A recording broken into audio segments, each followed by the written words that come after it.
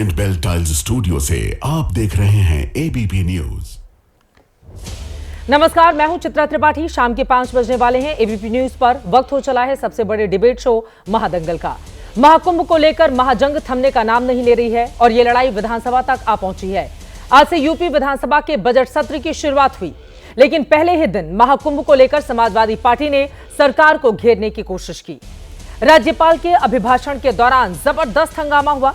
Samajwadi party के विधायकों ने योगी सरकार पर महाकुंभ के दौरान बदइंतजामी का आरोप लगाया और बात यहीं तक नहीं थमी, बल्कि सांकेतिक विरोध करते हुए समाजवादी पार्टी के एक एमएलसी अस्थि कलश लेकर विधानसभा पहुंच गए।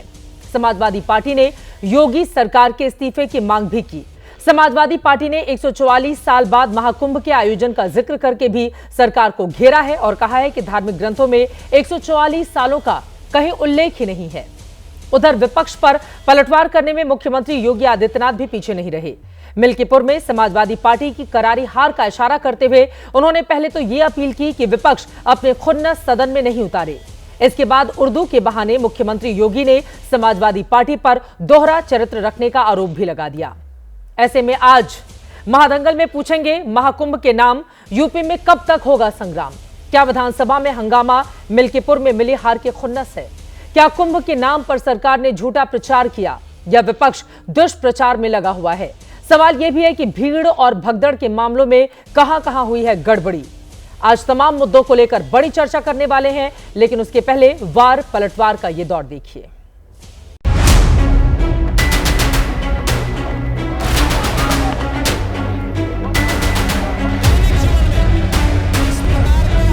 सदन की कार्रवाई सुचारू रूप से संपन्न हो, यह केवल सत्ता पक्ष का ही दायित्व नहीं होता है, बल्कि विपक्ष का भी उतना ही महत्वपूर्ण दायित्व बनता है। हम उम्मीद करते हैं कि हार की हताशा से परेशान विपक्ष अपनी इस खुन्नस को सदन पर नहीं उतारेगा। इस तरह से लगातार सरकार ने कुंभ के बड़े बड़े वादे तो किए, लेकिन जो लोग मर गए उसके आंकड़े को सरकार छुपाने का काम कर रही है। इससे साबित होता है कि सरकार की नैतिकता मर चुकी है। मरी हुई नैतिकता का अस्थि कलश हम लोग लेकर आए हैं और इसे यहाँ पर विसर्जित करने का काम करेंगे। समाजवादी पार्टी का हमेशा सनातन का विरोध करती रही है और आने वाले समय में समाजवादी पार्टी को इसका खमियाजा भुगतना पड़ेगा। 144 साल का जो जिक्र हुआ है ग्रंथों में कहीं नहीं, तो केवल पीआर बढ़ाने के लिए इन्होंने इस तरीके का सरकारी ढंग का उपयोग किया है, तो इनको इस्तीफा दे देना चाहिए। जिस प्रकार से महामहिम जी को अपना भाषण इन लोगों के हंगामे के कारण बीच में रोकना पड़ा, आज शर्म भी शर्मा जाए, लेकिन सफाई से अगर नहीं शर्मा रहे हैं तो जनता उनको सबक सिखाएगी। समर्थन करते हैं जो उत्तर प्रदेश की बोलियों को सम्मान मिला। समाजवादियों का चरित्र ही इतना दोहरा हो चुका है, इतना दोहरा हो चुका है कि अपने बच्चों को भेजेंगे इंग्लिश पब्लिक स्कूल में, दूसरे के बच्चे के लिए अगर वो सुविधा सरकार देना चाहती है, कहते नहीं उर्दू पढ़ाओ इसको, यानी उसको मौलवी बनाना चाहते हैं, कठपुल्ला पर की ओर देश को ले जाना चाहते हैं। ये दोहरा आचरण और जाकी रही भावना जैसी प्रभु मूर्ति देखी तिन तैसी। विचार कर दिया कि 144 वर्ष का बाद ये कुंभ हो रहा है। जितने भी कुंभ होते हैं वो सब 144 वर्ष के बाद होते हैं और शो ये कर रहे हैं कि ये कुंभ का आयोजन या कुंभ भी इन्होंने शुरू किया है।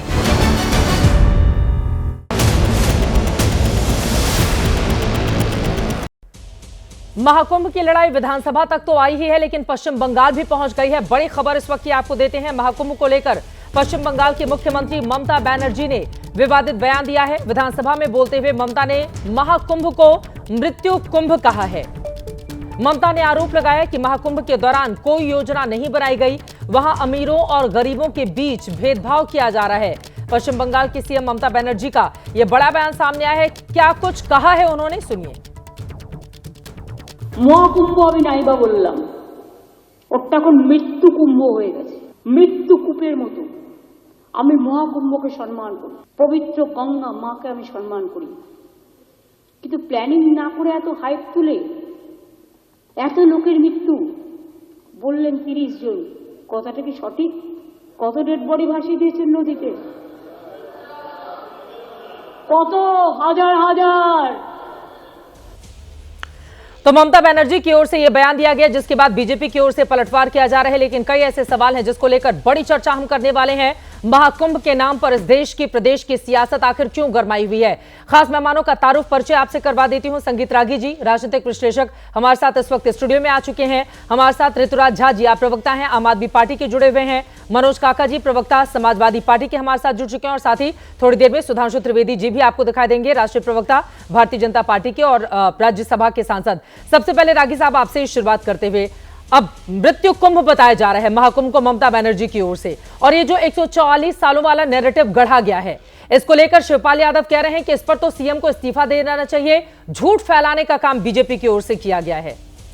देखिए चित्रा जी, मुझे लगता है कि कुंभ में 50 करोड़ के आसपास लोग आज के दिन तक स्नान कर चुके होंगे, और ये आप कह सकते हैं कि यूरोप के कई देशों के बराबर के लोग आज तक स्नान कर चुके हैं।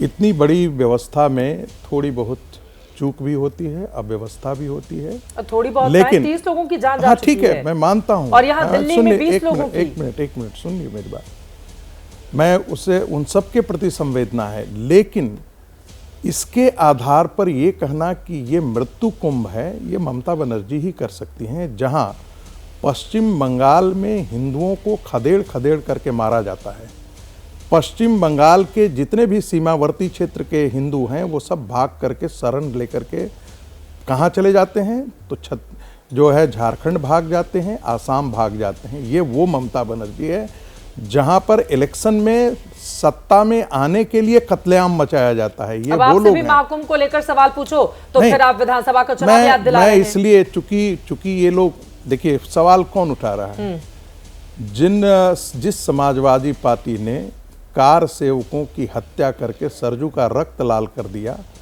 जो समाजवादी पार्टी अतीक अहमद को के कुत्ते के साथ जो व्यवहार करती थी, वो एक आदमी के साथ व्यवहार उस ढंग से नहीं करती थी, वो पार्टी सवाल उठा रही है।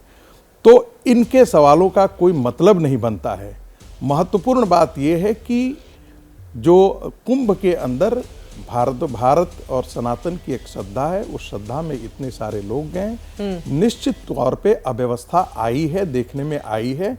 और मैं फिर ये बात करता हूँ, जब 50 करोड़ जहाँ पर 25 करोड़ 25 किलोमीटर के दायरे में यदि 2 लाख 4 लाख भी आदमी आ जाते हैं, तब भी बहुत अव्यवस्था फैल जाती है। जहां पर 1 करोड़ लोग आकर के खड़े हो जाएं और एक दिन 1 करोड़ आकर के खड़े हो जाएं, आपने इतना महिमा मंडन किया, बिल्कुल, कि 50 करोड़ लोग आने वाले हैं, तो वैसे ही इंतजाम किए जाने चाहिए थे ना। ये सवाल तो पलटकर सरकार से पूछा जाएगा। मैं लौट रही हूँ, जरा वो तस्वीरें दिखाइए। पश्चिम बंगाल में लगातार शुभेंदु अधिकारी अपने तमाम विधायकों के साथ इस वक्त ममता बनर्जी के खिलाफ प्रदर्शन करते हुए दिखाई दे रहे हैं, क्योंकि महाकुंभ को मृत्यु कुंभ करार दिया गया है। ये तस्वीरें आपके सामने है। हमारे साथ इस वक्त जुड़ चुके हैं सुधांशु त्रिवेदी जी भी। सुधांशु जी, मेरी आवाज मिल रही है क्या आपको? अब ममता बनर्जी ने हिंदू धर्म का अपमान किया है आप लोगों की ओर से। मनोज काका जी, उसके बाद मैं फौरन आपके पास आऊंगी। लेकिन मृत्यु कुंभ करार दे रही है ममता बनर्जी, और उनकी ओर से कहा जा रहा है कि जिस तरह का महिमा मंडन किया गया, उसके हिसाब से आपने कोई व्यवस्था महाकुंभ को लेकर नहीं की थी। शिवपाल यादव, अखिलेश यादव लगातार सवाल खड़े कर रहे हैं कि आपने ढोल बजाकर 144 सालों की बात तो कह दी, लेकिन यह पूरी तरह से कोरा झूठ है, इसमें कतई सच्चाई नहीं है। सुधांशु त्रिवेदी जी। देखिए, वहां पर जिन भी लोगों की मृत्यु हुई वो एक दुखद विषय था, दुर्भाग्यपूर्ण घटना थी, परंतु उसके ऊपर 2 प्रकार के विचार लोग समझ सकते हैं। अगर कोई संवेदना के नाते कह रहा है या संतुष्टि के नाते कह रहा है, देश की करोड़ों करोड़ जनता भली भांति समझ सकती है कि ये नेता जो बोल रहे हैं इसमें संवेदना का भाव है या संतुष्टि का भाव है। उसका आधार मैं बताता हूं। देखिए, ममता बनर्जी जी बोल रही हैं, ये वो नेता हैं जिन्होंने अपने राज्य में देवस्थानम बोर्ड का अध्यक्ष फरहाद हाकिम को बनाया हुआ है। और कौन है फरहाद हाकिम? ये वो हैं जिन्होंने अपनी कॉन्स्टिट्यूएंसी को ले जाके दिखाया था और एक पत्रकार से कहा था, देखो ये मिनी पाकिस्तान है। ऐसे व्यक्ति को उन्होंने देवस्थानम बोर्ड का अध्यक्ष बनाया। समझ सकते हैं कि हिंदू धर्म, सनातन धर्म के प्रति कितनी संवेदना उनके अंदर होगी। और समर्थन किसका कर रहे हैं? आज समाजवादी पार्टी का, जिन्होंने पिछले कुंभ मेले का अध्यक्ष आजम खां को बनाया था। और आजम खां की कैसी ख्याति है, कैसी कुख्याति है, ये लोगों को पता है। तो मुझे लगता है, और ये दोनों लोग क्यों, उन्होंने मृत्यु कुंभ जैसा शब्द क्यों प्रयोग किया, मैं बताना चाहता हूं। मैं सारे दर्शकों को याद दिलाना चाहता हूं, 2022 और 23 में इन्हीं के गठबंधन के दक्षिण भारत के सबसे बड़े सहयोगी तमिलनाडु के डीएमके में बाकायदा एक कॉन्फ्रेंस की थी, इरेडिकेशन ऑफ सनातन धर्म, यानी हिंदू धर्म का समूल नाश। और उसमें इतना ही नहीं कहा गया था बैक्टीरिया, वायरस, डेंगू, एचआईवी, ये कहा गया था। और ये जिनका समर्थन कर रहे हैं बिहार से लेकर उत्तर प्रदेश तक, कोई रामचरितमानस की प्रतियां फाड़ रहा था, तो कोई उसमें गाली गलौज की भाषा बोल रहा था, तो कोई जाने क्या क्या बोल रहा था। और मैं दर्शकों से यह भी बताना चाहता हूं कि इन लोगों को भी मैं दोष नहीं देता। ये लोग कहां की कठपुतली बने हुए हैं, जाने अनजाने में, वो भी समझ लीजिए। 2021 में दुनिया में एक कॉन्फ्रेंस हुई थी, dismantling of global Hindutva, America की बड़ी बड़ी आईवी लीग यूनिवर्सिटी में, उसी यूएस एड के समर्थन से, जिसके बारे में अभी ट्रंप ने और इन्होंने कहा है कि ये किस प्रकार की चीजें कर रहे थे, भारत और बांग्लादेश को डिस्टेबलाइज करना चाह रहे थे। ठीक है। तो यानी वैश्विक स्तर पर हिंदुत्व को ध्वस्त करना। तो आप ये समझ लीजिए कि जो लोग इन विचारों के वाहक बनकर भारत की राजनीति में खड़े हैं, संगीत रागी जी जो बात कह रहे थे उसी के अनुसार आप देखें तो जिनका पूरा चरित्र, मतलब चाल, चिंतन, चेहरा, चरित्र हिंदू धर्म की, सनातन धर्म की एकता की मृत्यु देखना है। मैं पुनः कह रहा हूं, हिंदू धर्म की एकता की मृत्यु देखना है, वो मृत्यु की ही कामना करेंगे। परंतु आज जो हो रहा है उसे एक पंक्ति में कहना चाहूंगा कि जो कुंभ में दिखाई पड़ रहा है, जाति, प्रांत और वर्ग भेद के भ्रम को दूर भगाता है। सबके मन का भाव एक है, सबकी भारत माता है, अनेकता में ऐक्य मंत्र को जन जन फिर अपनाता है। देखो प्यारा देश हमारा आगे बढ़ता जाता है। ये चाहे या ना चाहे, जो परिवर्तन का कालखंड है वो दिखाई पड़ रहा है। मनोज काका जी, परिवर्तन का ये कालखंड आप लोगों को रास नहीं आ रहा है क्या? उन्होंने जो आरोप आप लोगों के ऊपर लगाए हैं कि सनातन धर्म की ध्वजा लहरा रही है और समाजवादी पार्टी इसको बर्दाश्त नहीं कर पा रही है, बीजेपी के आरोपों पर, मनोज काका जी। नहीं, बीजेपी के आरोपों पर चूंकि सुधांशु भाई बहुत विद्वान व्यक्ति हैं और इन्होंने अपनी वैचारिकी को अपने विद्वता में बड़ा अच्छे से पिरोया। मैं बीजेपी के आरोपों पर बस एक लाइन से शुरुआत करना चाहूँगा कि तेरे पैरों के नीचे जमीन नहीं है, कमाल है तुम्हें फिर भी यकीन नहीं, और मैं बेपनाह अंधेरों को सुबह कैसे कहूँ, मैं इन नज़ारों का अंधा तमाशबीन नहीं, और तू एक जलील सी गाली, तू एक लजीज सी गाली से बेहतरीन नहीं, कमाल यह है कि तुम्हें फिर भी यकीन नहीं, और तुम्हारी जुबान है झूठी जमहूरियत की तरह। तो सुधांशु भाई ने कहा, एक शब्द इन्होंने कहा कि संवेदना और संतुष्टि। जो लोग, जिन 70 लोगों की, जिन 100 से ज्यादा लोगों की लाशें वहां से निकली, और उसी दिन एक तरफ लाशें निकल रही थी, एक तरफ लोग अपने लोगों को खोज रहे थे, और एक तरफ उत्तर प्रदेश के मुख्यमंत्री वहां फूल बरसवा रहे थे। तो इनसे मैं जानना चाहूंगा कि मृत्यु पर, किसी के शोकाकुल हो जाने पर, किसी के बेटा बिछड़ जाने पर, किसी के मां बिछड़ जाने पर, किसी के भाई बिछड़ जाने पर, उसकी बर्बर मौत हो जाने पर फूल छिड़कवाना कितना संवेदना है। और इस तरह की घृणित संवेदना सुधांशु जी आपने कहां से सीखी? हिंदू धर्म में तो उसी रामचरितमानस में कहा गया है कि जासु राज प्रिय प्रजा दुखारी, श्रो नृप अवश्य नरक अधिकारी। तो जिनके राज में जो उस कोई महाकुंभ का आयोजन 1980 से तो हो नहीं रहा, जब से भारतीय जनता पार्टी का निर्माण हुआ। महाकुंभ का आयोजन तो सदियों से है, सदियों से हो रहा है। हमारे लोगों ने कराया, कहां कैसे कैसे लोगों, समाजवादी पार्टी ने भी कराया। एक थोड़ी सी भगदड़ हो गई स्टेशन पर, आप बहुत चीज चल्ला मचा रहे थे, आज अभी 1600 लोग गायब हैं। उसी कुंभ में शायद आपको जानकारी नहीं होगी, आप प्रयागराज में एक एसपी पोस्ट किए हैं, मेला क्षेत्र में एक एसएसपी पोस्ट किए हैं, जिनमें दोनों में 36 का बैर है। आप आज तक कुंभ में 14 जनवरी से शाही स्नान शुरू हुआ, आज तक कोई एक प्रेस रिलीज नहीं आई।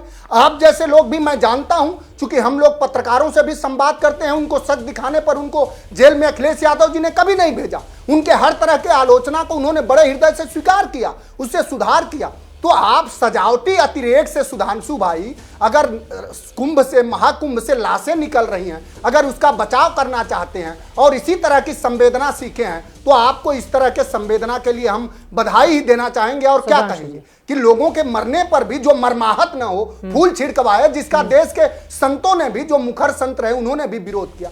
हम किसी भी धर्म के खिलाफ नहीं है चित्रा जी, जो आपका सवाल है, हम किसी भी धर्म के खिलाफ नहीं है। हमारी देखिए, हमारे देश की मान्यता यह है, संविधान के प्रस्तावना के अनुसार, कि हम एक धर्मनिरपेक्ष देश है। दुनिया भर में हमारे धर्म, देश के अंदर भावना है वो धर्मनिरपेक्षता की है, और जो दुनिया भर में हमारी भावना है वो गुट निरपेक्षता की है। ठीक है, मैं संक्षेप में कह रहा हूं। हाँ। अब नरेंद्र मोदी जी चूंकि उन देश के राष्ट्राध्यक्षों से गले मिलाते हैं जिस देश का राष्ट्राध्यक्ष आपके अपने ही नागरिकों को ठीक है, अब मैं जवाब ले लेती हूं। संविधान की प्रस्तावना में पंथ निरपेक्ष शब्द का इस्तेमाल किया गया है। ठीक है, एक सेकंड हाँ, दे दीजिए। बोले मैं खत्म कर रहा हूं। एक सेकंड दे दीजिए। एक सेकंड दे।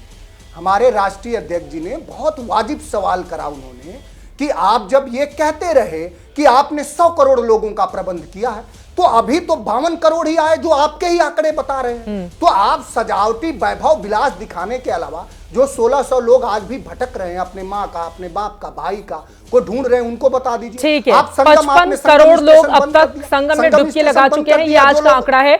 लेकिन जो लोग भटक रहे हैं, जो लोग गायब हो गए हैं, वो 1600 का आंकड़ा बता रहे हैं। सुधांशु जी उस पर जवाब दीजिए। वो कह रहे हैं 1600 लोग गायब हो गए हैं और आप लोग महिमा मंडित कर रहे हैं पूरे के पूरे कार्यक्रम को।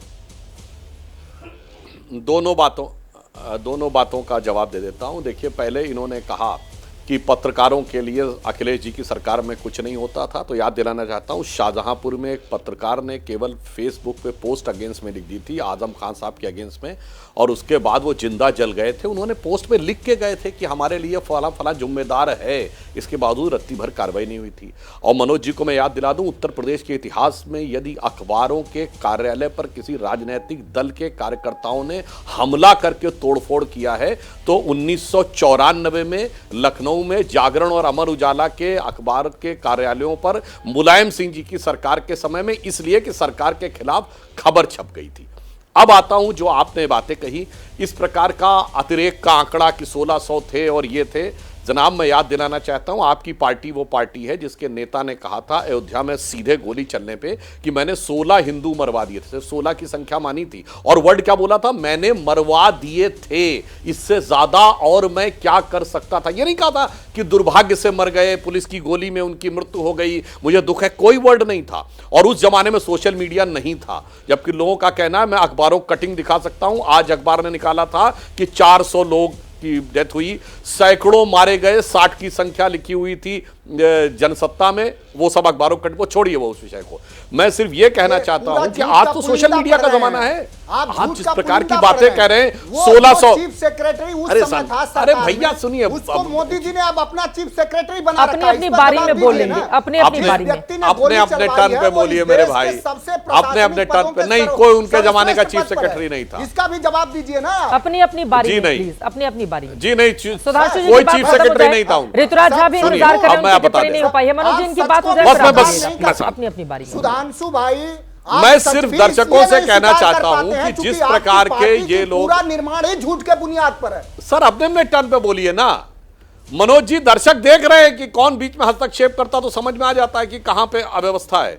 अब मैं बताना चाहता हूं, जो लोग ये दुष्प्रचार कर रहे हैं, पुनः मैं कह रहा हूं, उनमें संतुष्टि का भाव है, क्योंकि वो चाह रहे थे कुछ हो, अन्यथा आज अगर होता 1600 की बात कर रहे हैं, आप मोबाइल पे लेके छवा दिए होते। भाई साहब, क्या बात करने का प्रयास कर रहे हैं? आज के जमाने में आदमी इतने बड़े क्षेत्र में जहां हर व्यक्ति फ्रीली घूम रहा है, वो सारी की सारी सोशल मीडिया के ऊपर दिखाई पड़ गई होती। इसीलिए मैं कह रहा हूं, दुष्प्रचार, भ्रम और धर्म के विरुद्ध और किसी प्रकार का कोई चीफ सेक्रेटरी नहीं। मैं बताना चाहता हूं, जो आप कहने का प्रयास कर रहे हैं, आपके प्रिंसिपल सेक्रेटरी थे मुलायम सिंह जी के, कौन थे? जो नृपेंद्र मिश्रा जी, उससे पहले वो एनडी तिवारी के भी रहे थे और कल्याण सिंह जी के भी रहे थे। अब बीच में ले आते हैं, और बाद में वो हट भी गए थे कल्याण सिंह जी के समय के आधे समय के बाद। इसलिए किसी ऑफिसर को लेकर तिनके की ओर पहाड़ मत छुपाया करिए। मुलायम सिंह जी ने सदन के पटल पे बोला है, मैंने 16 मरवा दिए थे, मैं 16 मरवा दिए थे, मैंने ये बात बोला। मेरे भाई ऑफिसर, और ये बताइए, सरकार आपका सचिव चलाता है, संविधान पर्सनल संविधान पर्सनल सेक्रेटरी चलाता है, सरकार के मुलायम सिंह चलाते हैं। मुलायम ने अपने मुंह से बोला है, संविधान सम्मत कार्य करना किसी भी मुख्यमंत्री का राजधर्म है। बताना चाहता आपके इसी जो प्रधानमंत्री हैं वो वही, जब मुख्यमंत्री, जब जो आपके प्रधानमंत्री हैं वही मुख्यमंत्री थे, तो आपके श्रद्धेय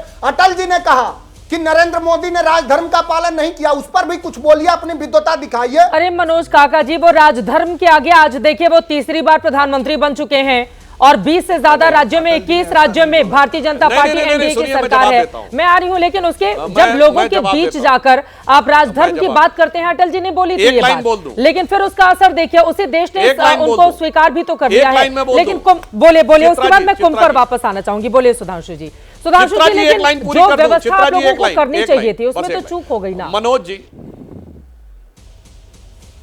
देखिए मैं आपको बताने चाहिए, बिल्कुल मनोज जी ने जो बोला है, मैं लाखों दर्शकों से कह रहा हूं जाके चेक करिए, यही झूठ का कारोबार विपक्षी दल के लोग करते हैं। अटल जी ने जिस प्रेस कॉन्फ्रेंस में यह बोला था कि राजधर्म का पालन करना चाहिए, उसी के अगले वाक्य में अटल जी ने बोला है मुझे विश्वास है कि नरेंद्र भाई यही कर रहे हैं, और ये वाला सेंटेंस हटा देते। मैं चैलेंज करके कहता हूं, आज भी वो वीडियो अवेलेबल है, कोई जाके देख ले। अब आते हैं वर्तमान के विषय के ऊपर। मैंने पुनः कहा कि इतने बड़े आयोजन में चूक इतनी भी नहीं होनी चाहिए थी, अगर हुई है वो दुखद दुर्भाग्यपूर्ण है, और उसके लिए रिटायर्ड जज के नेतृत्व में जांच गठित कर दी गई है। सुधांशु जी, एक आंकड़ा रखते हुए फिर मैं आपसे सवाल पूछूंगी ऋतुराज जी, इसके बाद में फौरन आपके पास आऊंगी। प्रयागराज में 1954 में जब महाकुंभ का आयोजन था, उस समय भगदड़ में 800 श्रद्धालुओं की जान गई थी। 1986 हरिद्वार में 200 लोगों की मौत हुई थी। नासिक 2003 में 39 लोगों की जान गई थी। प्रयागराज 2013 में रेलवे स्टेशन पर जब समाजवादी पार्टी की सरकार थी, उस समय 42 लोगों की जान गई थी और प्रयागराज में 30 लोगों की मौत हो गई, और दिल्ली में रेलवे स्टेशन पर भी 20 लोगों की जान अब तक जा चुकी है। सुधांशु त्रिवेदी जी, मेरा यह सवाल है, यूपी में आपकी सरकार है, आपकी केंद्र में सरकार है, दोनों लोग अगर चाहते तो इन पुरानी गलतियों से सीख लेते हुए इस तरह के इंतजामात वहां पर होने चाहिए थे। आप कितने भी लोगों को बुलाएं, आप 100 करोड़ बुलाएं, आप 50 करोड़ जितने भी बुलाएं, लेकिन वहां पर इस तरह की सिचुएशन पैदा नहीं होनी चाहिए थी। अगर लोगों की जान गई है तो इसकी जिम्मेदारी और जवाबदेही तो तय करनी होगी ना। बिल्कुल, मैं बहुत अच्छी आपने बात कही, मैं बिल्कुल जवाब देता हूं। बिल्कुल सही बात है, चाहे संख्या कितनी भी ज्यादा हो, यह प्लानिंग का हिस्सा होना चाहिए था, और अगर कितने भी लोग आ रहे हैं इसकी भी प्लानिंग थी, इसीलिए जांच गठित की गई कहां पे चूक हुई। मगर मैं चित्रा जी बताना चाहता हूं, जो आपने आंकड़े बताए, एक और आंकड़ा 2015 में मक्का में भगदड़ मची थी, 2300 कुछ लोग मारे गए थे, 200 भारतीय थे, जबकि वहां पर केवल 2-4 कुछ लाख लोग आते, पूरे साल में कुल 30 लाख लोग आते, और इतना समृद्धशाली देश है, इतनी व्यवस्था है, पर मैंने किसी उस धर्म संप्रदाय के व्यक्ति को देखा हो इस बात के ऊपर उंगली उठाते हुए या संतुष्ट का भाव दिखाते हुए या चार बातें करते हुए कि ऐसा क्यों नहीं हुआ, वैसा क्यों नहीं हुआ। सबने सिर्फ संवेदना व्यक्त की थी। मगर यहां पर वही लोग हैं जिन्होंने हिंदू धर्म को नष्ट करने का संकल्प लिया, जो हर विषय के ऊपर प्रतियां फाड़ते रहते थे, जिन्होंने सदैव अपमान अपशब्द की भाषा बोली। वो जब ये बोलते हैं तो मैं पुनः कहता हूं, वो अपनी राजनीतिक संतुष्टि ढूंढ रहे हैं, मृतकों के साथ संवेदना नहीं देख रहे हैं। ऋतुराज झा जी, सनातन धर्म का अपमान करने की कोशिश की जा रही है क्या विरोधी दलों की ओर से? जब भारतीय जनता पार्टी या फिर उनके नेताओं का भी एक तरीके से देखा जाए, वहां पर हाल ही में हम सब ने देखा था महाकुंभ के आयोजन को लेकर बहुत सारे लोग बीजेपी की तारीफ करते हुए भी नजर आए, तो ये लोग कह रहे हैं उन चीजों को पचा नहीं पा रही हैं विरोधी पार्टियां। चित्रा जी, सबसे पहले देखिए, महाकुंभ हम सभी लोगों का आस्था का सवाल है, आस्था का विषय है, और उसमें कितने लोग आएंगे, डुबकी लगाएंगे, और ये तो हर 12 साल में आपने देखा है देश में आयोजन होते रहा है अलग अलग शहरों में। लेकिन सवाल यहाँ पर महाकुंभ और उसके आस्था का नहीं है, सवाल है व्यवस्था का। देखिए, सरकार जब बड़े बड़े दावे करती है कि 100 करोड़ लोगों के लिए हमने व्यवस्था बनाया है, डबल इंजन की सरकार है, और हमने ये व्यवस्था बनाया, वो व्यवस्था बनाया, आज तक आपने देखा होगा चाहे कोई भी सरकारें रही हो, महाकुंभ पे कभी किसी ने ये प्रचार नहीं किया कि 144 साल के बाद हो रहा है, 100 करोड़ की व्यवस्था है, और जो है सो जो नहीं डुबकी लगाएगा, मतलब तरह तरह का जो आपने प्रचार किया, उससे क्या हुआ कि बहुत बड़ी संख्या में लोग आए। जाहिर सी बात है, आप प्रचार इस तरह से कर रहे थे, 50 करोड़ लोगों ने कर लिया, 52 करोड़ ने कर लिया, 100 करोड़ का व्यवस्था है, ठीक है, हम तो कहते हैं 140 करोड़ लोग डुबकी लगा ले महाकुंभ में। सवाल यह है कि आप जब प्रचार कर रहे हैं तो सरकार के लेवल पे आपकी जिम्मेदारी बनती है व्यवस्था बनाने की। आप सोचिए कि नई दिल्ली रेलवे स्टेशन पर किस तरह से भगदड़ मची, किस तरीके से लगातार अव्यवस्था हो रहा है। मेरे खुद के परिवार के लोग जब महाकुंभ में गए, उन्होंने आंखों देखा हाल बताया। आज तो हिंदुस्तान टाइम्स में भी छपा है कि अब वहां पर नहाने लायक पानी नहीं बचा है, क्योंकि वहां पर पूरी जो सफाई की व्यवस्था है उस तरह की व्यवस्था ठीक से काम नहीं कर रही है, पूरा सीवर का पानी है, बहुत तरह की कमियां हैं। तो मेरा कहना है मतलब कि देखिए, आस्था का विषय है, लेकिन सरकार की जिम्मेदारी है व्यवस्था बनाने की। लगातार लोग मर रहे हैं, लगातार सोशल मीडिया पे आप देख रहे हैं वीडियोज आ रहे हैं, लगातार जो बुजुर्ग लोग हैं, सीनियर सिटीजन्स हैं, कितनी तकलीफ उठा रहे हैं, 20-20, 30-30 किलोमीटर मृत्यु का महाकुंभ तो नहीं कहा जाएगा ना? मृत्यु का महाकुंभ तो नहीं, अव्यवस्थाएं हैं वहां पर, गलतियां हैं, सरकार की कमियां हैं, आपकी तमाम बातों से सहमति रखी जा सकती है, लेकिन वो मृत्यु का महाकुंभ कैसे हो सकता है ऋतुराज झा जी? और ये महाकुंभ का आयोजन बीजेपी ने तो शुरू नहीं किया है, वही पार्टी है कि जो कुछ दिन पहले तक आपके प्रचार में हाथ डालकर आम आदमी पार्टी के लिए यहां पर वोट मांग रही थी दिल्ली में। आप ही की सहयोगी है टीएमसी। ये आस्था का सवाल है और हम कभी भी किसी भी इस तरह के शब्दों का प्रयोग नहीं करते हैं। हम लोग इस चीज में यकीन रखते हैं कि आस्था का जो विषय है, हजारों सालों से लोग प्रयाग में डुबकी लगा रहे हैं, हमारी परंपरा है, हमारा इतिहास है, और आगे भी हजारों साल तक लोग लगाते रहेंगे। हम लोग तो निमित्त मात्र हैं, कल को चले जाएंगे, लेकिन आने वाली पीढ़ियां करती संगीत रागी जी, लेकिन यहाँ पर कमियां तो है ना। आपने जो सवाल पूछा है संगीत रागी जी से मैं जवाब ले लेती हूँ। वो जो सवाल उठा रहे हैं उसमें क्या गलत है? वो कह रहे हैं कि सरकार को जो इंतजाम करने चाहिए थे वो इंतजाम नहीं किए गए, और वो इस बात का भी दावा कर रहे हैं कि अभी संगम में गंदा पानी, वहां पर सीवर का पानी देखा जा रहा है। 2-3 बातें मैं कहना चाहता हूँ। आम आदमी पार्टी के अरविंद केजरीवाल ने यही कहा था कि अयोध्या के मामला में आस्था का सवाल जब उठा है, कहा वहाँ पर मंदिर नहीं बनना चाहते थे, पता नहीं उनकी दादी रोने लगी थी या नानी रोने लगी थी, और कह रही थी कि वहाँ पर हॉस्पिटल बन जाना चाहिए। अब उस बात को छोड़ दीजिए, अब किनारे दिल्ली यूनिवर्सिटी के प्रोफेसर एक मिनट, अरविंद केजरीवाल जी आस्थावान व्यक्ति हैं। अरे सुनिए तो सही, अरविंद केजरीवाल जी यह भी करते थे। देखिए, मैंने अपनी पर बात पर बोलते हैं ना, अरविंद केजरीवाल जी का वो भी वीडियो है जिसमें उन्होंने कहा कि मैं नास्तिक हूँ, और बाद में कहा मैं हनुमान जी का परम भक्त हूँ और बचपन से भी भक्त हूँ। और एक जगह ये भी कहा था कि मैं बचपन से कोई पूजा पाठ में यकीन नहीं करता था। एक बात, दूसरी बात, मुद्दे पर बात करते हैं, मुद्दे पर बात, चूंकि आपने आस्था की बात की इसीलिए कहा। दूसरी बात, देखिए दर्द कहां है विपक्षी पार्टियों को। 120 करोड़ हिंदुओं में से हर तीसरा हिंदू आज के दिन में उस आस्था के कुंभ में जा चुका है, और वो जा करके देखा है कि जिस हिंदू समाज के बारे में जिक्र किया जाता था कि यहाँ पर जातिवाद है, छुआछूत है, आज वो सारा जाकर के संतों से मिल रहा है, कुंभ में स्नान करके आया है। जो हर तीसरा हिंदू वहां से जो हो करके आया है, मुझे लगता है कि कुछ एक अपवाद को लेकर के छोड़ दें तो सबको ये मान करके चलता है कि यदि हम इतनी बड़ी जगह जा रहे हैं तो कुछ न कुछ हमें कठिनाइयां होंगी, पैदल चलना होगा, डुबकी लगाने के बाद जातिवाद खत्म हो जाएगा। नहीं, मैं ये नहीं कह रहा हूं, ये नहीं कह रहा हूं। मैं कह रहा हूं कि जिस हिंदू समाज के खिलाफ इतना बड़ा दुष्प्रचार अभियान छेड़ने वाले समाजवादी पार्टी, बीएसपी, अखिलेश यादव भी डुबकी लगा कर आए हैं।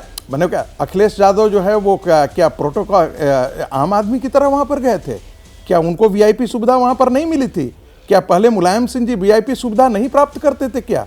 जो मुलायम सिंह के गांव में जो हुआ करता था उसके बारे में कोई बताने की आवश्यकता है क्या?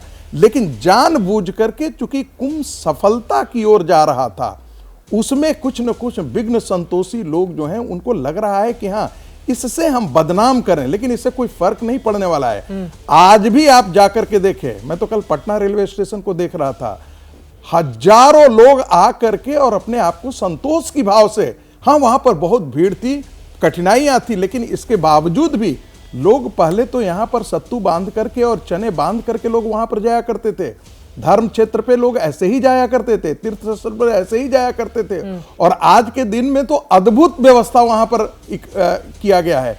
इसके बावजूद भी मैंने एक ही चीज कहा कि 25 किलोमीटर के दायरे में यह कुंभ क्षेत्र है, और उस 25 किलोमीटर के दायरे में 2 लाख नहीं, यदि 1 करोड़ व्यक्ति यदि आ जाए और उसमें थोड़ी सी भी चूक होती है, कहीं भी चूक होती है, तो वहां पर भगदड़ या इस प्रकार की अव्यवस्था फैलने की संभावनाएं हमेशा रहती है।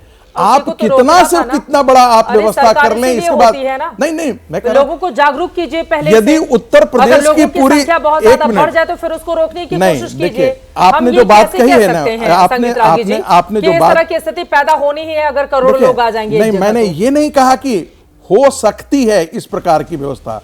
आपने देखा, हम कई बार अपने यहाँ कहते हैं सिविक सेंस की बात करते हैं, कई बार यदि ऐसी भीड़ में मैंने कहा कि यदि थोड़ी सी भी कुछ इधर उधर हुआ तो इस प्रकार की घटनाएं घटने की संभावनाएं बढ़ जाती हैं, जो कि यहां पर घटित हुई। हमको लगता है कि हम लोगों को अपने भीड़ को मैनेज करने के बारे में भी, जिसे आपने कहते हैं ना, जागरूकता अभियान चलाई जानी चाहिए। हमको सबको होना चाहिए। आप देखते हैं दिल्ली में एक ट्रैफिक रेड लाइट पे एक ट्रैफिक होता है और हम क्या करते हैं, दाएं से भी चलना शुरू कर देते हैं, बाएं से भी चलना शुरू करते हैं, तिरछे से भी चलना शुरू कर देते हैं। हमने देखा है बड़ी बड़ी दुनिया में, बड़े शहरों में। दोष दीजिए, मैं दोष नहीं दे रहा हूं, मैं जागरूकता की बात मैं कह रहा हूं। यदि समाज भी उसके प्रति जागरूक होकर के, मुझे लगता है कि नियम कायदे कानून से कोई भी पुलिस इस प्रकार की व्यवस्था को परफेक्ट नहीं कर सकती है। मैं सिर्फ इतना कर, मैं जवाब ले लेती हूं। मनोज काका जी आपके पास, उसके बाद सुधांशु जी आप जवाब दीजिएगा। ये कह रहे हैं कुछ ऐसे विघ्न संतोषी लोग हैं जिनको हर बात में गलती ही नजर आती है, और सनातन की ये जो पद्धति थी महाकुंभ की, वो सफलता की ओर अग्रसर हो रही थी, वो बात आप लोग पचा नहीं पा रहे हैं। मनोज काका जी, नहीं, हम लोग हर तरह की बात और हर तरह की आलोचना सुनने का पूरा क्षमता रखते हैं, हम लोग सुनना चाहते हैं, लेकिन जो दरबारी मूड ये बता रहे हैं कि भारत के लोगों को अभी रास्ता चलने का भी ज्ञान नहीं। क्या जो लोग कुंभ में जा रहे हैं उन्हें रास्ता चलने का ज्ञान नहीं है? जो लोग मर गए उनको रास्ता चलने का ज्ञान नहीं था? जो लोग दिल्ली स्टेशन पे पहुंचे थे उन्हें दाएं बाएं चलने का ज्ञान नहीं था? जो विपुल सिंह जिनकी 8 साल की बेटी मर गई, इस निष्ठुर पापी तरह के लोगों से पूछिए कि कौन सा जवाब सरकार उनको देगी, क्या बताएगी कि अब स्टेशन पे लोग जाएंगे तो भगदड़ हो जाएगा, उनकी बच्ची उनकी बेटी उनसे छीन ली जाएगी। तो दरबारी गीत गाने के बजाय जो सरकार 10,000 करोड़ रुपया कहां चल गया? योगी जी की सरकार से सवाल है। 10,000 करोड़ रुपया कोई 1-2 रुपया तो होता नहीं चित्रा जी, आप भी जानती हैं। जो सरकार केवल अपने प्रचार में सारे पैसों को खर्च कर रही है, जहां भयंकर लूट हो रही है, मेला अधिकारी से लेकर के और जो वहां का एसएसपी, सारे लूट तंत्र जो लगे हैं, और भारतीय जनता पार्टी के लोग उसमें शामिल हैं, हो सके रागी जैसे लोग भी उसमें शामिल हो। तो जब भ्रष्टाचार के आकंठ में आप डूबे हो, मरते लोगों पर भी मर्माहत होने के बजाय उत्सव दिखाना चाह रहे हो, तो आपसे ऐसी ही भाषा की उम्मीद करी जा सकती है। मैं ये जानना चाह रहा हूं कि मरे हुए लोगों को, जिनके भाई मर गए, बहन मर गई, बेटी मर गई, किसी का बाप मर गया, उनको कुंभ से क्या मिला? वो क्या कह दोगे उनको कुंभ के बारे में? मैं मानता हूं कि ये बहुत बड़ा धर्म है, पूरा देश मानता है, लेकिन कोई बीजेपी के ही समय से तो चल नहीं रहा। और पीछे मौतें हुई इसलिए आज भी मौत हुई। क्या पीछे 10,000 करोड़ रुपए के पीछे की सरकारों ने खर्च किया है? नहीं करा है। तो आप अगर लोगों के मौतों पर भी मर्माहत नहीं होते हैं, इस तरह का तानाशाही हिटलर को भी आप अपने बर्बरता में उससे भी आगे निकलना चाहते हैं, तो आपको मुबारक हो। अखिलेश जी ने तो कहा था बजट बढ़ाने के लिए आपने संगीत रागी जी पर टिप्पणी की है, ये जवाब देंगे फिर मैं सुधांशु जी आपके पास आ रही। ठीक है संगीत रागी, जल्दी से। मुझे समाजवादी पार्टी के प्रवक्ता पर टिप्पणी नहीं करना है, क्योंकि मैं उससे टिप्पणी, वो कह रहे हैं आप भी हो सकता है भ्रष्टाचार में लिप्त हो, वो आपके ऊपर आरोप लगा रहे हैं। मैं इसीलिए कह रहा हूं ना कि सफाई अयासों का अड्डा हुआ करता था, जिसमें अयाशियां हुआ करती थी। ये बताने की जरूरत नहीं है कि मुंबई से कौन कौन आते थे, और मुलायम सिंह का वंश जो है उस अयासी में शामिल होता था, पूरा मुलायम सिंह का वंश। दरबारी गीत गाने वाले अब मैंने कहा ना कि अब दर्द शुरू हो गया। अरे अब तो सुनो तो सही ना, मुलायम सिंह जो वो आदमी मुलायम सिंह जो कहे कि बच्चों से गलतियां हो जाती है, महिलाओं के खिलाफ सेक्स करने पर जो जस्टिफाई करता है मुलायम सिंह, ऐसे दरिंदे की पार्टी, ऐसे दरिंदे की सम्मान दिया है बीजेपी ने मुलायम सिंह यादव को। प्लीज सर, प्लीज, मुझे लग रहा है इस तरह की भाषा से थोड़ा, इस तरह की भाषा नहीं बोलनी है, इस तरह की भाषा नहीं बोलनी है, रोकनी चाहिए। ऐसे बेशर्म आदमी को आराम से, ठीक है, आप उनके ऊपर बोल लीजिए। मुलायम सिंह यादव जी को लेकर आने की क्या जरूरत है? अरे कैब की रिपोर्ट में तुम्हारा कितना घपला था? कैब की रिपोर्ट में तुम्हारा कितना घपले के बारे में बात की? तानाशाहों का तानाशाही नहीं, चाटुकार हो, क्योंकि तानाशाहों के चाटुकार हो, तुम्हारी कोई हैसियत नहीं है। चुप रह। मैंने कहा कि ये कौन सी भाषा है? सड़क पर डिबेट थोड़ी ना हो रही है सर, टीवी स्क्रीन पर हो रही है। दोनों लोग प्लीज सर, संगीत रागी जी प्लीज, ये टीवी स्क्रीन से हटाइए, सिर्फ आप सुधांशु जी को दिखाइए, सिर्फ सुधांशु जी को स्क्रीन पर दिखाइए। क्या बात कर रहे हैं संगीत रागी जी? अब मुलायम सिंह यादव जी है नहीं हमारे बीच में, उनको पद्म सम्मान देने का काम बीजेपी की ओर से किया गया है। वो कई बार मुख्यमंत्री सर हो गई अब आपकी बात, मैं बिल्कुल सहमत नहीं हूँ, ये गलत बात है। अगर इस तरह की भाषा का अगर संगीत रागी जी आप इस्तेमाल करेंगे तो मैं बिल्कुल आपको स्क्रीन पर नहीं दिखाऊंगी। आप एक दूसरे पर टिप्पणी कीजिए ना, आप एक दूसरे पर नहीं बोलेंगे, नहीं बोलेंगे वो नहीं, ठीक है सर, हो गए।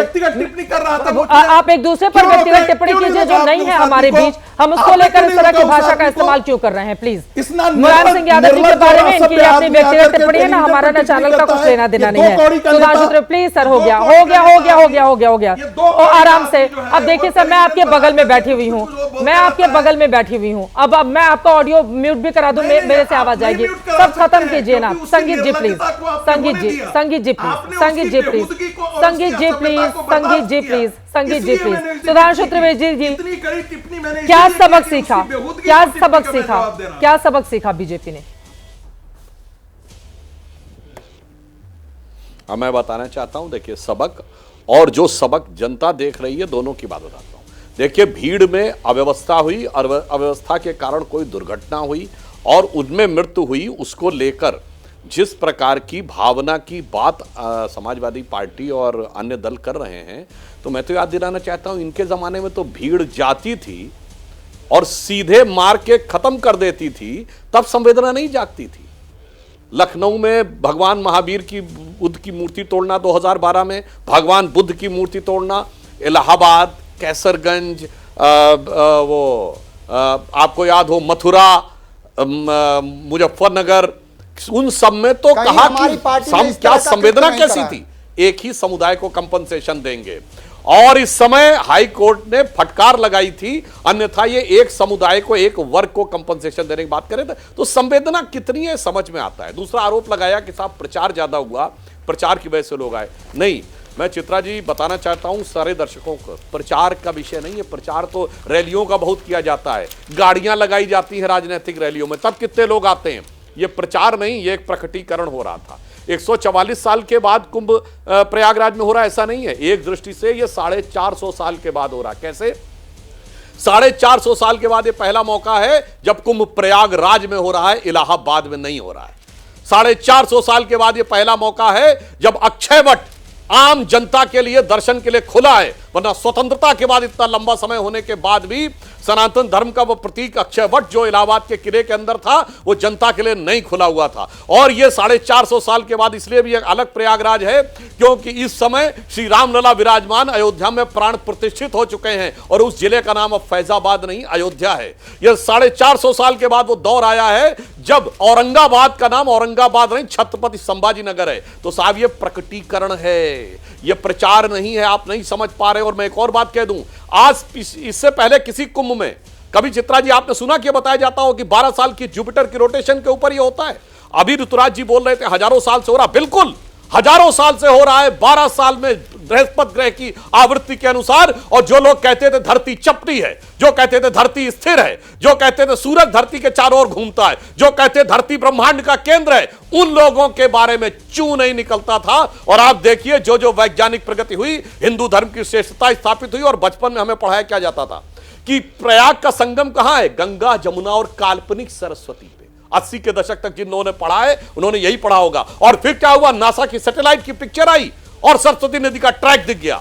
अब वो और ये भी, अब तो जियोलॉजिकल डाटा ने यह भी बताया कि 5000 साल पहले वो सरस्वती नदी सूखी। ठीक वही समय जब कलयुग का प्रादुर्भाव माना जाता है। अर्थात संगम में सरस्वती नदी की उपस्थिति की प्रामाणिकता विज्ञान प्रमाणित कर रहा है। 12 साल होने वाले जुपिटर के रोटेशन पर होने वाले इसको विज्ञान प्रमाणित कर रहा है। और गंगा जल के अंदर पॉजिटिव बैक्टीरिया होते हैं, उसके अंदर सड़न नहीं होती है, यह विज्ञान प्रमाणित कर रहा है। इसलिए मैं कहना चाहता हूं यह जो प्रकटीकरण हो रहा है भारत की वास्तविक जीवनी शक्ति का, उससे जो लोग भयभीत हैं वो इस ढंग के अवसरों के ऊपर, इन दुखद अवसरों के ऊपर दुर्भाग्यपूर्ण राजनीति कर रहे हैं। यह मैं कहने का। मनोज काका जी, सुधांशु जी की बातों पर और प्लीज अब कम से कम जुबान ऐसी बोले ताकि वो दूसरों को भी छलनी नहीं करे और आपके ऊपर भी कोई टिप्पणी नहीं हो। सिर्फ उनकी बातों पर जवाब दीजिए। मनोज काका जी, वो कह रहे हैं ये जो प्रकटीकरण हो रहा है सैकड़ों सालों बाद, ये आप लोगों से बर्दाश्त नहीं हो रहा है। देखिए सुधांशु भाई ने कई बातें करी है। इन्होंने कहा कि प्रकटीकरण हो रहा है, इन्होंने कहा प्रकटीकरण हो रहा है। नहीं, वो नहीं करेंगे। वो अगर मनोज काका जी व्यक्तिगत टिप्पणी करेंगे मैं उनका ऑडियो म्यूट कर दूंगी। प्लीज संगीत रागी जी, संगीत रागी जी प्लीज मेरा ऑडियो म्यूट कीजिए, उनको बोलने दीजिए, मेरा ऑडियो म्यूट कीजिए, हम दोनों को ऑडियो म्यूट कीजिए, वो बोले।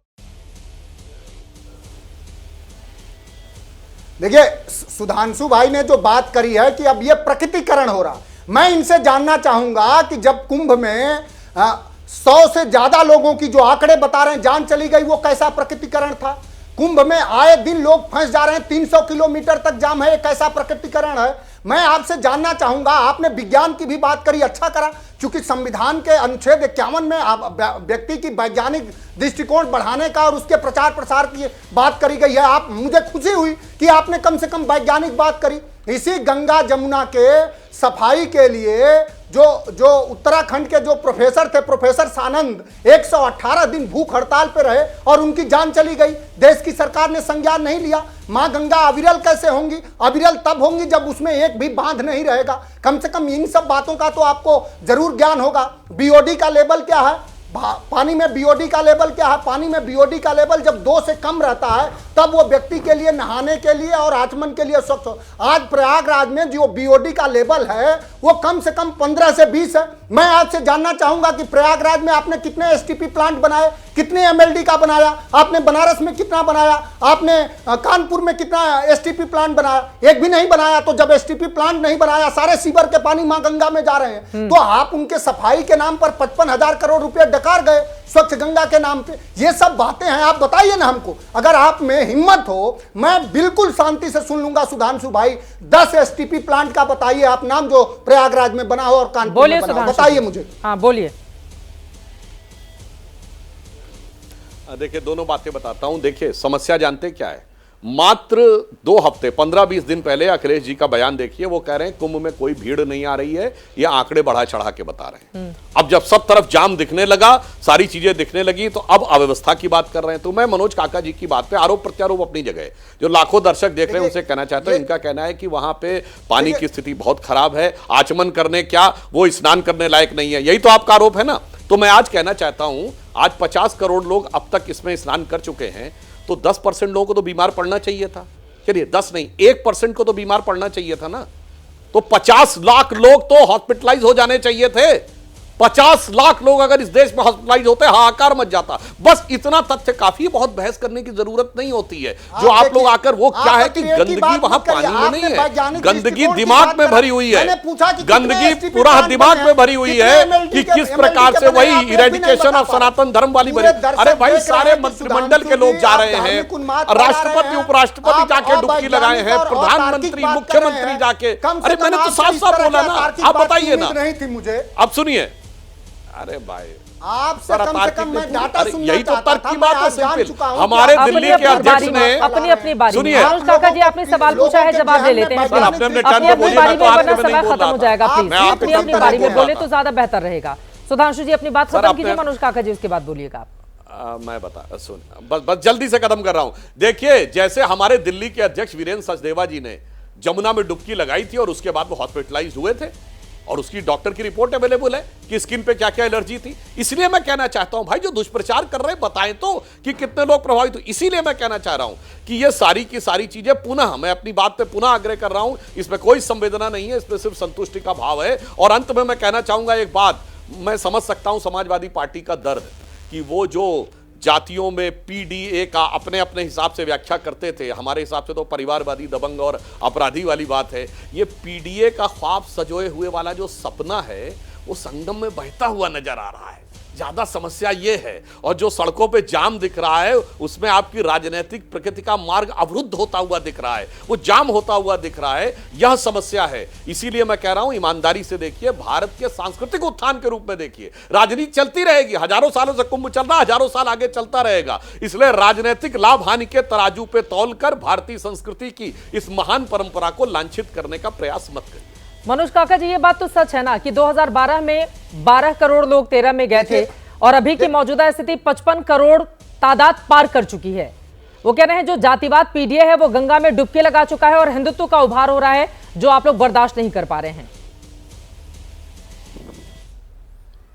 देखिए जो आपने एक बात सुधांशु भाई ने कहा, देखिए पीडीए का तो जो विमर्श है, पीडीए के विमर्श की यह ताकत रही कि उत्तर प्रदेश में 43 सीट हम जीते, और आप जो 80 का आंकड़ा का सपना देख रहे थे, आप 37 पर आ गए। तो आप पीडीए के विमर्श की ताकत तो आप समझ ही रहे हैं। और पीडीए के उदाहरण, और हमारी राजनीति कभी रुकने वाली नहीं है, और हमारे राजनीति का जो रास्ता है वो कभी आप रोक नहीं पाएंगे, क्योंकि वो मानवतावादी, संविधानवादी और इंसानियतवादी है। जिस श्रद्धेय नेताजी को आजीवन आप गालियां देते रहे, उस श्रद्धेय नेताजी को इस देश की सरकार ने और आपकी सरकार ने पद्म विभूषण सम्मान दिया, और मैं लिख के दे रहा हूं कि एक दिन आपको उन्हें भी भारत रत्न देना पड़ेगा। जिस कर्पूरी ठाकुर के लिए आप लोग क्या क्या कह रहे थे कि आरक्षण कहां से आई कर्पूरिया की, अब आगे के शब्द मैं नहीं कहना चाहूंगा, उस कर्पूरी ठाकुर को आपको देना पड़ा, भारत रत्न देना पड़ा। तो हमारा जो समाज है, हमारी जो अवधारणा है वंचितों को उनके उद्धार दिलाने की, सामाजिक आर्थिक राजनीतिक, उसके नायक इस समय देश में माननीय अखिलेश यादव जी हैं। और आप चाहे अखिलेश यादव जी पर जितना आक्षेप लगा पाए सुधांशु भाई, लेकिन आपके मुख्यमंत्री आज सदन में बोले कि उत्तर प्रदेश के प्राथमिक विद्यालयों में शिक्षक नहीं है। तो अखिलेश यादव के विकासात्मक और इंसानियत भरी राजनीति का कभी भी नहीं कर पाएंगे। हमने वैज्ञानिक बात पूछी और आप वंचितों का है जिसमें पत्नी भी लोकसभा में, आप सांस्कृतिक उसका लड़ाई की बात करके सारी बातों को मिटा दिया, ये ठीक नहीं का पूरा संसद में, इसके बावजूद भी शोषितों वंचितों की पार्टी। ठीक है, 2 लाइन में सुधांशु जी क्लोजिंग कमेंट जल्दी से। देखिए, जानते क्या है मनोज जी, बस एक लाइन में, यही तो जो सनातन धर्म की या हिंदू धर्म मानने वालों की उदारता वो आप नहीं समझ पाते हैं। हमने सिर्फ कर्पूरी ठाकुर जी को, मुलायम सिंह जी को ही नहीं दिया, हमने पीवी नरसिम्हा राव, प्रणब मुखर्जी जी, तरुण सबको दिया। और याद करिए श्री राम जन्मभूमि के उद्घाटन में गोली चलाने वाले अखिलेश यादव जी को भी इनवाइट किया गया। श्री राम जन्मभूमि के आंदोलन में राम जन्मभूमि के विरुद्ध खड़े हुए इकबाल अंसारी को भी इनवाइट किया गया, जिन लोगों ने गोली चलाने वालों का समर्थन किया, मुझे रामायण, महाभारत, भगवत गीता याद है। आप पढ़िए ना, हम आप साथ पढ़ते हैं। जब वो बोलेंगे और आप बीच में बोलेंगे तो फिर आपके सवाल का जवाब कैसे मिल पाएगा? मनोज काका जी प्लीज जल्दी से उनका ऑडियो डाउन कीजिए। 2 लाइन में सुधांशु जी अपनी बात खत्म कीजिए, वक्त नहीं है मेरे पास, प्लीज। हाँ, बस 2 लाइन में मैं कह रहा हूं। देखिए, मैं सिर्फ इस लाइन में कह रहा हूं, हम वास्तविकता में उस विचार को स्थापित मानते हैं, हम किसी में भेद नहीं मानते हैं। जो अटल जी की कविता थी, मुझको मानव में भेद नहीं, मेरा अंतस्तल उर विशाल, शरणागत की रक्षा की है मैंने अपना जीवन देकर, इतिहास यदि विश्वास नहीं आता तो साक्षी है इतिहास। वो हिंदू तनमन, हिंदू जीवन, रग रग हिंदू मेरा परिचय कविता में ये पूरा विस्तार से लिखा है। मैं तो समष्टि के लिए व्यष्टि का कर सकता बलिदान अब है। तो हम तो व्यक्ति को किनारे रखते हैं, इसीलिए हम भारत माता की जय बोलते हैं। हमारे यहां व्यक्ति, परिवार, नेता बड़ा नहीं होता है, यह हिंदू धर्म का भाव समझिए। इसीलिए मैं कह रहा हूं, इसके प्रति हिकारत मत रखिए, इसके प्रति मोहब्बत रखिए, तब आपको और लास्ट में एक लाइन और कह दूं चित्रा जी, ये गंगा जमुना के संगम पर है, मगर हमें समझाया जाता गंगा जमुनी तहजीब। भैया, गंगा भी हमारी, जमुना भी हमारी, तहजीब तुम्हारी। अगर है तो गंगा जमुनी संस्कृति बोलिए। और ये तथाकथित गंगा जमुनी संस्कृति सिर्फ वही है जहां गंगा को माता कहने वाले हैं, जहां जमुना को माता कहने वाले हैं। वरना कहीं दिखा दीजिए ये तथाकथित गंगा जमुनी तहजीब दिखती हो, तो उसके लिए भी कम से कम उतना सम्मान कर दिए, वो तो आपके वोट बैंक को सूट भी करता है। वक्त हमें इतने की इजाजत देता है। तमाम मेहमानों का बहुत धन्यवाद चर्चा का हिस्सा बनने के लिए। उम्मीद है कि अपनी पुरानी गलतियों से सीखेगी सरकार, और जिस तरह से महाकुंभ में मौनी अमावस्या के समय भगदड़ मची थी, या फिर नई दिल्ली रेलवे स्टेशन पर हम सब ने देखा था, वैसी स्थिति दोबारा पैदा नहीं हो, क्योंकि 26 फरवरी तक अभी भी ये पूरा का पूरा कार्यक्रम प्रयागराज में चलना है।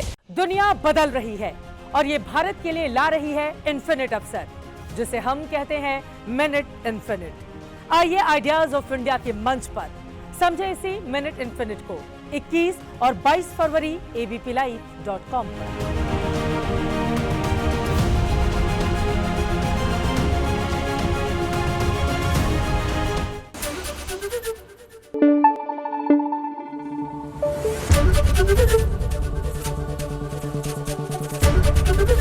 एबीपी न्यूज आपको रखे आगे।